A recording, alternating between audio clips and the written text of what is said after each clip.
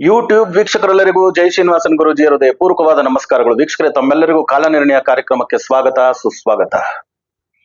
ಗುರು ಬ್ರಹ್ಮ ಗುರು ವಿಷ್ಣು ಗುರುರ್ ದೇವೋ ಮಹೇಶ್ವರ ಗುರು ಸಾಕ್ಷಾತ್ ಪರಬ್ರಹ್ಮ ತಸ್ಮೈ ಶ್ರೀ ಗುರವೇ ನಮಃ.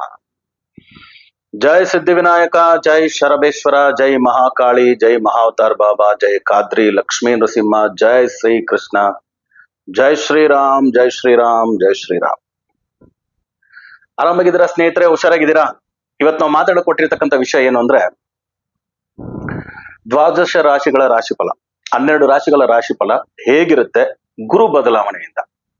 ಗುರು ವೃಷಭ ರಾಶಿಯಿಂದ ಮಿಥುನ ರಾಶಿಗೆ ಪ್ರವೇಶ ಮಾಡಿದ್ದಾರೆ. 1 ವರ್ಷಗಳ ಕಾಲ ಮಿಥುನ ರಾಶಿಯಲ್ಲಿ ಇರ್ತಾರೆ. ಸೊ ಮೇಷ ರಾಶಿಯಿಂದ ಹಿಡಿದು ಮೀನ ರಾಶಿವರೆಗೂ ಹೇಗಿರುತ್ತೆ ರಾಶಿ ಭವಿಷ್ಯ ಅನ್ನೋದನ್ನ ನೋಡಕ್ ಹೋಗ್ತಾ ಇದ್ವಿ. ಈ ಕೂಡಲೇ ತಾವೆಲ್ಲ ಜೈ ಶ್ರೀನಿವಾಸನ್ ಟಿವಿ ಯೂಟ್ಯೂಬ್ ಚಾನಲ್ ನ ಸಬ್ಸ್ಕ್ರೈಬ್ ಮಾಡಿ, ನಮ್ಮ ಎಲ್ಲಾ ವಿಡಿಯೋಗಳನ್ನ ಲೈಕ್ ಮಾಡಿ, ಎಲ್ಲಾ ವಿಡಿಯೋಗಳಿಗೂ ತಮ್ಮದೇ ಆದಂತ ಕಮೆಂಟ್ ಮಾಡಿ ಅಂತ ಹೇಳ್ತಾ, ಮೇಷರಾಶಿಯವರಿಗೆ ಹೇಗಿರುತ್ತೆ ಗುರುಬಲ,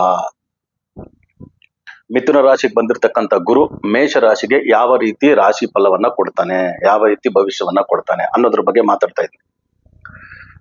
ಮೇಷರಾಶಿ ಅಂತಂದಿದ ತಕ್ಷಣ ಅವರು ಆಳ್ತಕ್ಕಂಥ ಗ್ರಹ ಬಂದು ಮಂಗಳ ಗ್ರಹ. ಮಂಗಳ ಗ್ರಹ ಧೈರ್ಯಕ್ಕೆ ಕಾರಕತ್ವ ವಹಿಸ್ತಕ್ಕಂಥದ್ರಿಂದ ಮೇಷರಾಶಿಯವರಿಗೆ ಯಾವ ಗ್ರಹಗಳ ಬದಲಾವಣೆ ಆದ್ರೂ ಸರಿ, ಧೈರ್ಯ ಅನ್ನೋದು ಅವ್ರ ಜೊತೆನೇ ಇರೋದ್ರಿಂದ ಯಾವ ರೀತಿ ದುಷ್ಪರಿಣಾಮಗಳು ಬೀರದಂಗೆ ನೋಡ್ಕೊಳ್ತಕ್ಕಂಥ ಶಕ್ತಿ ಆ ಮೇಷರಾಶಿಯಲ್ಲಿ ಹುಟ್ಟಿರೋರ್ಗಿದೆ. ಯಾಕಂದ್ರೆ ಧೈರ್ಯ ಇದೆಯಲ್ಲ, ಧೈರ್ಯ ಇರೋರ್ಗೆ ಏನಾಗುತ್ತೆ ಹೇಳಿ? ಎಂತ ಸಮಸ್ಯೆ ಬಂದ್ರೆ ನೋಡ್ಕೊಳ್ಳೋಣ ಬಿಡು, ಧೈರ್ಯ ಅಲ್ವಾ. ಅದಕ್ಕೋಸ್ಕರ ಮೇಷರಾಶಿಯಲ್ಲಿ ಹುಟ್ಟಿರ್ತಕ್ಕಂಥವ್ರಿಗೆ ಧೈರ್ಯ ಅನ್ನೋದು, ಧೈರ್ಯಂ ಸರ್ವತ್ರ ಸಾಧನಂ, ಅದೊಂದೇ ತುಂಬಾ ದೊಡ್ಡ ಸಾಧನ. ನಮ್ಮ ಹತ್ರ ಆ ಒಂದು ಆಯುಧ, ಒಂದು ಶಸ್ತ್ರ ಇದೆ ಅಂದ್ರೆ ಅದು ಧೈರ್ಯವೇ. ಪ್ರತಿಯೊಬ್ಬರಿಗೂ ಮೇಷರಾಶಿಯವರಿಗೆ ಅದು ರಕ್ತಗತವಾಗಿ ಬಂದಿರೋದ್ರಿಂದ ಖಂಡಿತವಾಗ್ಲು 3ನೇ ಮನೆಗೆ, ಮೇಷರಾಶಿಯಿಂದ 3ನೇ ಮನೆಗೆ ಮಿಥುನ ರಾಶಿಗೆ ಗುರುಗ್ರಹ ಪ್ರವೇಶ ಮಾಡಿದೆ.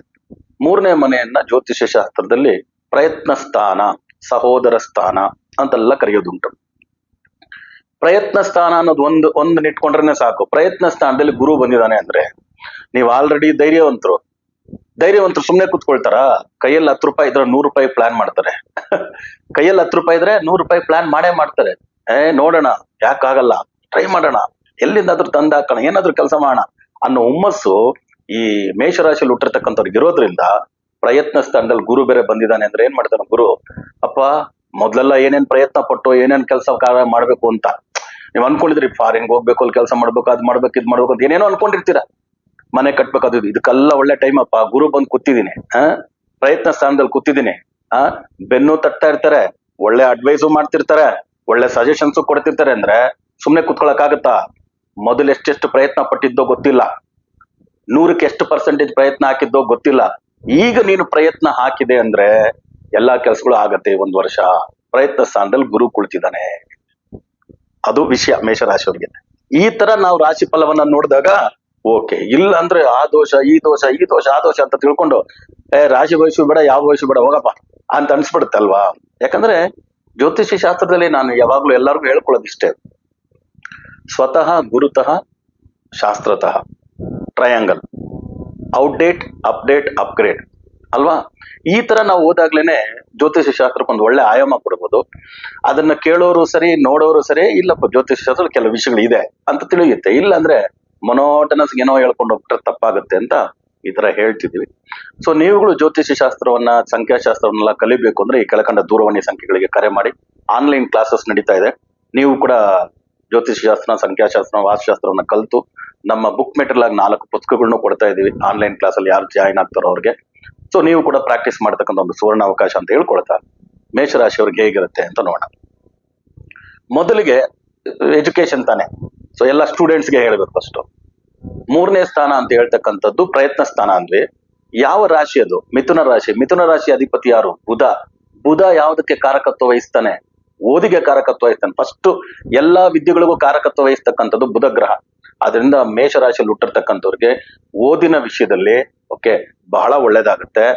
ಅದೇ ರೀತಿ ನೀವು ಈ ಕಾಲೇಜ್ ಸೇರ್ಬೇಕು, ಆ ಕಾಲೇಜ್ ಸೇರ್ಬೇಕು, ಇಲ್ಲಿ ದೂರ ಹೋಗಿ ಓದ್ಬೇಕು ನಾನು, ಇಲ್ಲ ಬೇರೆ ಸ್ಟೇಟ್ ಅಲ್ಲಿ ಅಪ್ಲೈ ಮಾಡಿದೀನಿ, ಅಲ್ಲಿ ನನಗೆ ಸೀಟ್ ಸಿಗ್ಬೇಕು ಅಂತ ಯಾರ್ಯಾರು ಸ್ಕೂಲಿಂದ ಹಿಡಿದು ಕಾಲೇಜಿಂದ ಹಿಡಿದು ಅನ್ಕೊಂಡಿರ್ತಿರೋ ಅವರೆಲ್ಲರಿಗೂ ಕೂಡ ಒಳ್ಳೇದಾಗುತ್ತೆ. ಅದರಿಂದ ಸ್ಟೂಡೆಂಟ್ಸ್ಗೆ ಗುರು ಬಂದು ಮಿಥುನ ರಾಶಿಯಲ್ಲಿ ಇರೋದು ಮೇಷ ರಾಶಿಯವರಿಗೆ ಒಳ್ಳೇದು, ಪಾಸಿಟಿವ್.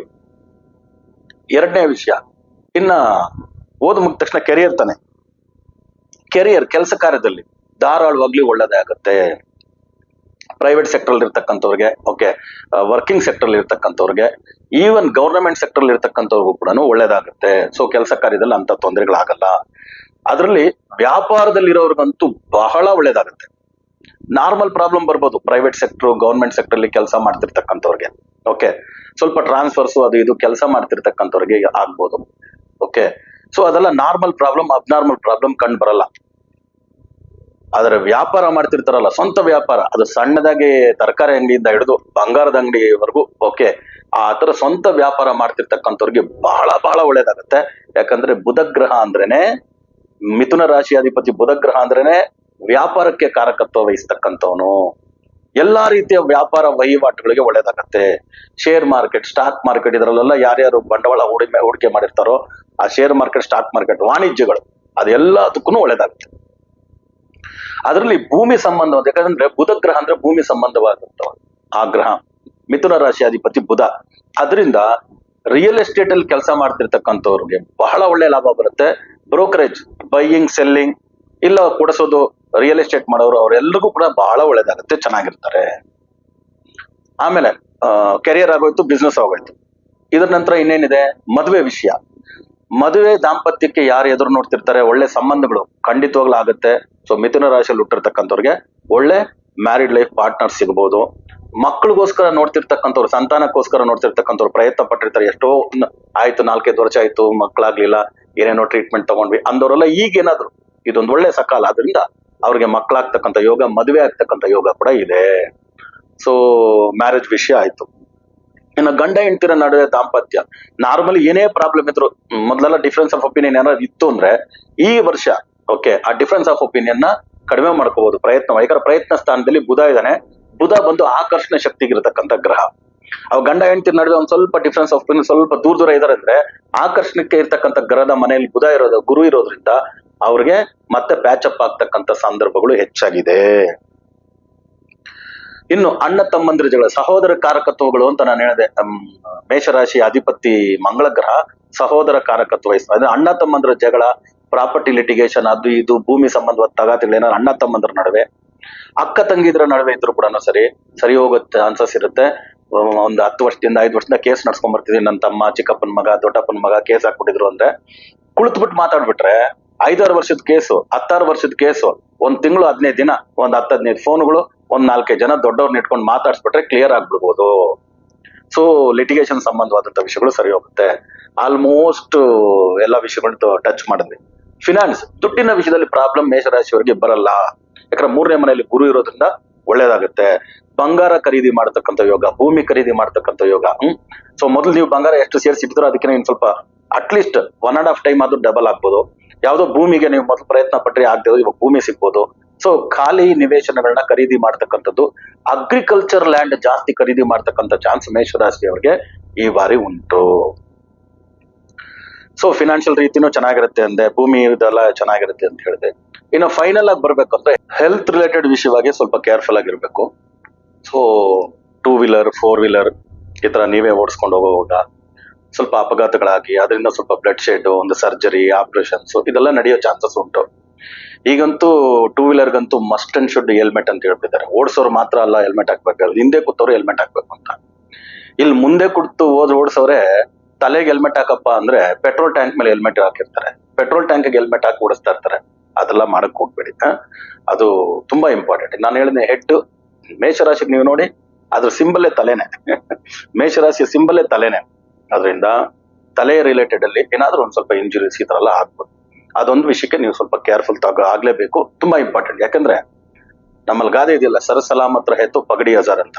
ತಲೆ ಇದ್ರೆ ಚೆನ್ನಾಗಿದ್ರೆ ಗಟ್ಟಿಮುಟ್ಟಾಗಿ ಎಷ್ಟು ಕಿರೀಟ ಬೇಕಾದ್ರೂ ಇಟ್ಕೋಬಹುದು ಅಂತ ಅಲ್ವಾ. ತಲೆನೇ ಹೋದ್ರೆ ಕಿರೀಟಗಳಿದ್ದೇನು ಬಂತು ಪ್ರಯೋಜನ. ಅದರಿಂದ ತಲೆ ಉಳಿಸ್ಕೊಳ್ಳೋದು ತುಂಬಾ ತುಂಬಾ important. So speed thrills but kills. ಅದರಿಂದ 2 ವೀಲರ್ 4 ವೀಲರ್ ಇರೋದ್ರೆಲ್ಲ ಒಂದು ಜಾಗದಿಂದ ಒಂದು ಜಾಗಕ್ಕೆ ಸೇಫ್ ಆಗಿ ಹೋಗಿ ಸುರಕ್ಷಿತವಾಗಿ ಪ್ರಯಾಣ ಮಾಡೋದಕ್ಕೆ ಹೊರತು ಯಾವ ಕಾರಣಕ್ಕೂ ಅಪಘಾತ ಮಾಡ್ಕೊಳಕ್ಕಲ್ಲ ಅನ್ನೋದನ್ನ ನೀವು ಮನವರಿಕೆ ಮಾಡ್ಕೊಂಡು ನಡೆದ್ರೆ ಈ ಗುರುವಿನ ವಿಷಯಗಳು ತುಂಬಾನೇ ಚೆನ್ನಾಗಿ ನಿಮ್ಗೆ ಒಳ್ಳೇದನ್ನ ಮಾಡುತ್ತೆ. ಈ ಗುರು ಈ ವರ್ಷ ಏನೇ ಆಗ್ಲಿ ನಿಮ್ಗೇನೋ ನೆಗೆಟಿವ್ ಪರ್ಸೆಂಟೇಜ್ ಸ್ವಲ್ಪ ಏನಾದ್ರು ಇತ್ತು ಅಂದ್ರೆ ಅದು ಕಡಿಮೆ ಮಾಡಕ್ಕೆ, ಪಾಸಿಟಿವ್ ಚೆನ್ನಾಗಿರೋದಕ್ಕೆ ಆಲಂಗುಡಿ ಅಂತ ಹೇಳ್ತಕ್ಕಂಥ ಒಂದು ಸ್ಥಳ ಕುಂಭಕೋಣಂನಲ್ಲಿ ನವಗ್ರಹಗಳನ್ನು ದರ್ಶನ ಮಾಡ್ಕೊಂಡ್ ಬನ್ನಿ, ತಪ್ಪಿಲ್ಲ. ನವಗ್ರಹಗಳು ಫ್ರಮ್ ಸೂರ್ಯನಿಂದ ಹಿಡಿದು ಆ ರಾಹುಕೇತುವರೆಗೂ ದರ್ಶನ ಮಾಡ್ಕೊಂಡ್ ಬನ್ನಿ, 9 ಗ್ರಹಗಳು. ಆ ಗುರು ದೇವಸ್ಥಾನದಲ್ಲಿ ಮಾತ್ರ ಓಕೆ ನಿಮ್ಮ ಕೈಯಲ್ಲಾದಷ್ಟು ದಕ್ಷಿಣಾಮೂರ್ತಿಗೆ ಆ ಗುರುವಿಗೆ ಓಕೆ ಅಭಿಷೇಕ ಪೂಜೆಯನ್ನ ಒಂದ್ಸತಿ, ಆದ್ರೂ ವರ್ಷಕ್ಕೊಂದ್ಸತಿ ಈ ವರ್ಷದೊಳಗಡೆ ಒಂದು ಮಾಡಿಸ್ಬಿಡಿ ಸಾಕು. ಅದೊಂದು ಮಾಡಿಸ್ಬಿಟ್ರಿ ಅಂದ್ರೆ ಗುರುವಿನಿಂದ ಬರ್ತಕ್ಕಂಥ ಏನೇನು ಒಳ್ಳೇದಿದೆಯೋ ಅದು ನಿಮ್ಮನ್ನ ಹುಡುಕೊಂಡು ಬರುತ್ತೆ. ಏನೇ ಕೆಟ್ಟ ಫಲಗಳೇನಾದ್ರು ಇತ್ತು ಅಂದ್ರೆ ಅದು ಪೂರ್ತಿಯಾಗಿ ಕಡಿಮೆ ಆಗುತ್ತೆ ಅಂತ ಹೇಳ್ತಾ ಮತ್ತೆ ಹೊಸ ಸಂಚಿಕೆಗಳೊಂದಿಗೆ ನಿಮ್ಮನ್ನ ಭೇಟಿ ಮಾಡ್ತೀನಿ. ಅಲ್ಲಿವರೆಗೂ ಹುಷಾರಾಗಿರಿ, ಆರಾಮಾಗಿರಿ ಅಂತ ಹೇಳ್ತಾ ತಮ್ಮಿಂದ ಬಿಡುಗಡೆ ತಗೊಳ್ತಿರುವುದು ತಮ್ಮೆಲ್ಲರ ಜಯ ಶ್ರೀನಿವಾಸನ್ ಗುರುಜಿ. ಲೋಕ ಸಮಸ್ತ ಸುಖಿನೋ ಭವಂತು, ಸರ್ವೇ ಜನ ಸುಖಿನೋ ಭವಂತು, ವಸುದೈವ ಕುಟುಂಬಕಂ.